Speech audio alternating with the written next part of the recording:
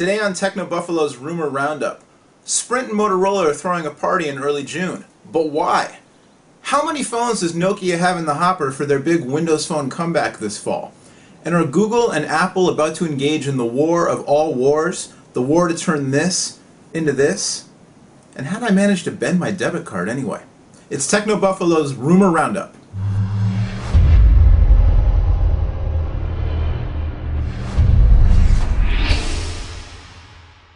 Hey, what's going on, everybody? I'm Noah Kravitz, editor-at-large for TechnoBuffalo.com.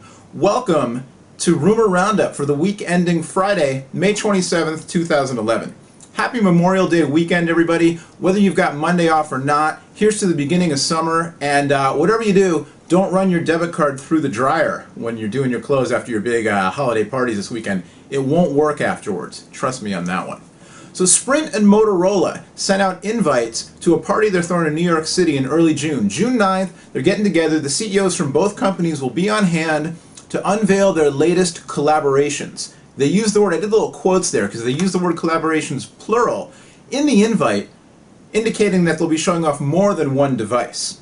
Now, Safe Money is on a Sprint version of the Motorola Xoom Android tablet. This is a 10.1-inch screen tablet computer running Google's Android Honeycomb, the tablet-optimized version of Android, that came out on Verizon earlier this year. We're looking probably at a Sprint version of the Xoom that supports Sprint's 4G WiMAX network being unveiled at the event.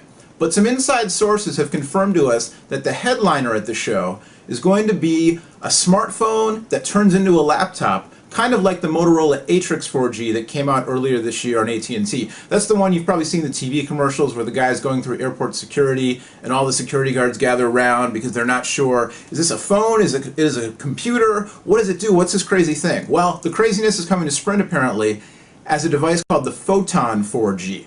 This will be a dual-core, an NVIDIA Tegra 2 dual-processor, dual-core powered smartphone with a 4.3-inch high-res display, a kickstand on the back for your multimedia needs, all kinds of goodies, WiMAX support, and then an Atrix-style optional laptop dock. So check for that in early June. We'll be there at Techno Buffalo reporting on whatever it is Sprint and Motorola have up their sleeves. Earlier this week, Microsoft unveiled the forthcoming update to Windows Phone 7, codenamed Mango. A lot of 500 features, all kinds of new integration with Bing voice search and visual search, all kinds of goodies under the hood. They had a big press event in New York City. They did not announce any hardware, but Nokia, who we all know now is in a partnership with Microsoft, kind of a last-ditch effort, really for both companies to stay in the hunt in the mobile game. Nokia announced that they'll be unveiling not one, but again multiple. It's that plural thing. Devices. I gotta stop doing this. Devices later this year. Again, unknown what devices, what form factors, how many, but more than one apparently kicking around in the Nokia labs. Can't wait to see those because Nokia makes great hardware. I happen to be a fan of the design language of Windows Phone 7. But, you know, both companies really need a shot in the arm if they want to compete with the likes of Apple and Google, who are, you know, really just pushing the mobile race ahead and ahead. Speaking of Apple and Google, what are they up to with this whole getting rid of my credit card thing? Earlier this week, two giants of the tech industry, Apple and Google, were both involved in announcements regarding this whole thing coming to be known as mobile wallets. Now, this is a Google Nexus S smartphone. This is one of the very few smartphones you can buy in America that has what's called an NFC chip inside of it. NFC stands for Near Field Communication, and as the name might imply to you, it's a wireless system that lets devices communicate to each other when they're very, very close together, near field. So literally, when you wave them in front of each other or tap them against each other, magic happens. The magic that Google wants to happen is going to take your phone and link it up to your wallet using something called, wait for it, Google Wallet. Google had an event just yesterday, Thursday, in New York City, where companies like Sprint and MasterCard and Citibank and a lot of heavyweights of the tech and financial industries joined them to talk about Google Wallet and Google Offers. Basically, the idea, which is already very popular in Japan, goes like this. Your phone has this NFC chip in it. Your phone also has software that links it to your banking accounts, your bank account, your credit card account, your debit card, all that kind of stuff. When you go to buy something, if the retailer has a compatible system like MasterCard's PayPass system, which is going to be on board. Actually, they're already trialing this in San Francisco and New York. Apparently, it's going to spread throughout the country starting later this year, probably in time for the old holiday shopping season there in the winter.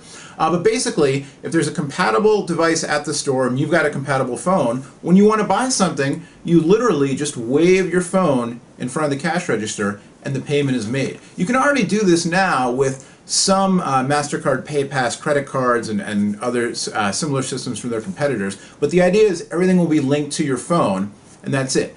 A couple possible benefits for this: you don't have to reach into your wallet to get your credit card. If you're like me and you run your debit card through the dryer and it's warped, well, I'm not going to run my phone through the dryer. Actually, there are statistics saying that people notice when their phone's missing almost immediately within a matter of minutes, but it can be hours if not days before you realize your credit card's gone. So not only is there a convenience factor, but also an added layer of security, or so proponents say, for consumers and retailers alike. Now, Apple's announcement was not actually an Apple announcement, but it was an announcement from a startup company in San Francisco called Square. Square's been out for a while selling these systems that plug into Apple devices in the headphone jack and allow retailers to use their iOS device as a credit card terminal. So you literally plug this thing into your iOS device, and it's got a slot to swipe credit cards through, and then there's software that lets you accept credit card payments from consumers. Their announcement this week, they kind of rolled out a more expanded system that includes a customized iPad with software to basically turn an iPad into a cash register, complete with Google Analytics style data that retailers and perhaps small businesses especially should really be interested in, because it can help them predict trends and see when people are buying what, and set up smarter promotions, coupons, that kind of stuff. And then also there's a consumer app, an iOS app, that again will turn your device into a wallet.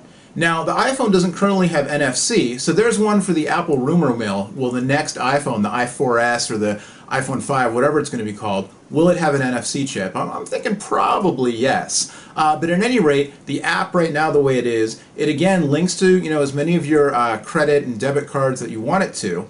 And then it's got a software that's a virtual wallet complete with what they call tabs and cards. And so you have a tab set up for each merchant that you visit.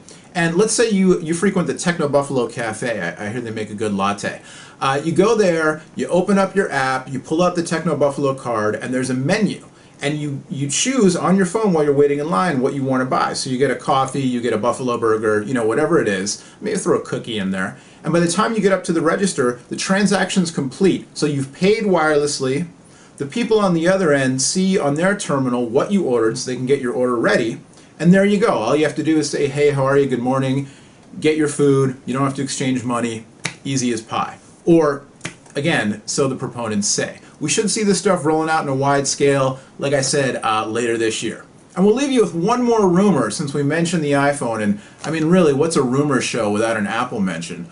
More information this week, or maybe misinformation, about the so-called Apple iPhone 5, or like I said, is it the iPhone 4S? I don't know. Going to have an edge-to-edge screen, so even less of the bezel. I'm showing you this on a Nexus S, but you get the idea. Less of a bezel, the screen taking up more and more of the actual front of the device, which gives you more screen real estate and also makes it look cooler. And then also, just yesterday, some comment from the UK that Apple PR in the UK is apparently, purportedly, inviting UK journalists to fly out to San Francisco for the WWDC conference, Apple's big developers conference that happens in early June.